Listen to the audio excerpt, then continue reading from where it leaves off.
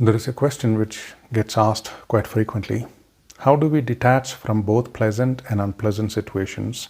And how do we stop being oversensitive? Now, here is something interesting. The moment you say, I want to stop being oversensitive, you have actually created a problem for yourself. Why?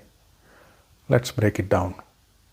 First, we forget that everything, our thoughts, our moods, is always in flux. No state of mind is permanent. Second, by calling yourself oversensitive, you have already made a judgment about yourself. What is the result? You take a passing mental mood seriously and invest your energy into it. And what happens when you feed the mind more energy?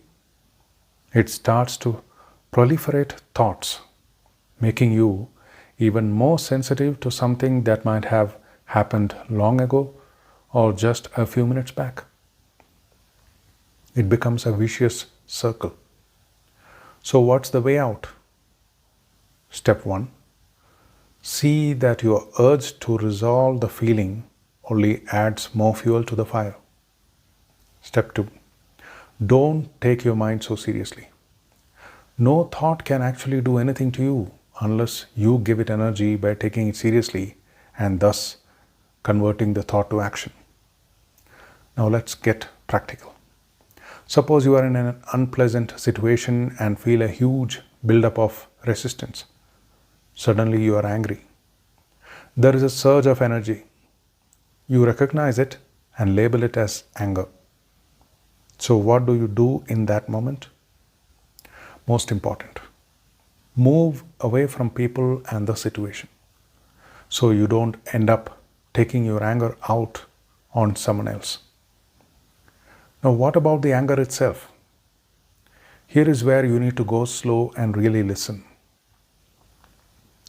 There is a buildup of energy, but why did you call it anger? What if you refuse to label it? Then it's just a surge of energy.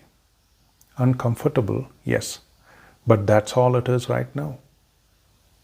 Usually your mind remembers a past situation with a similar energy buildup and wants to call it anger, adding it to the old residue.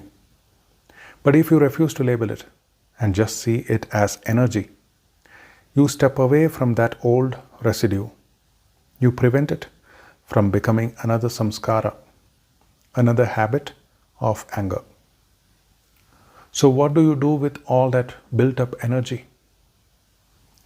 I read something fascinating about ducks in a book. When two ducks fight, it doesn't last long. They quickly separate and flap their wings vigorously.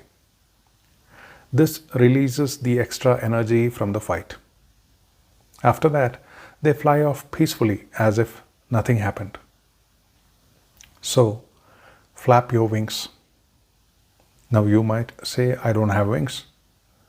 That's fine. Just do some quick, intense physical activity. A few push-ups, a brisk walk, or even a swim.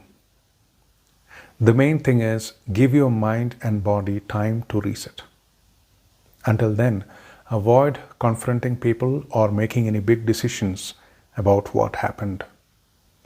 Sometimes you may need to wait for a sleep cycle to pass. The next morning, you will thank yourself for not reacting in the heat of the moment. Everything I have shared here is something I have personally experimented with, and it's been incredibly effective. Give it a try and let me know how it goes for you.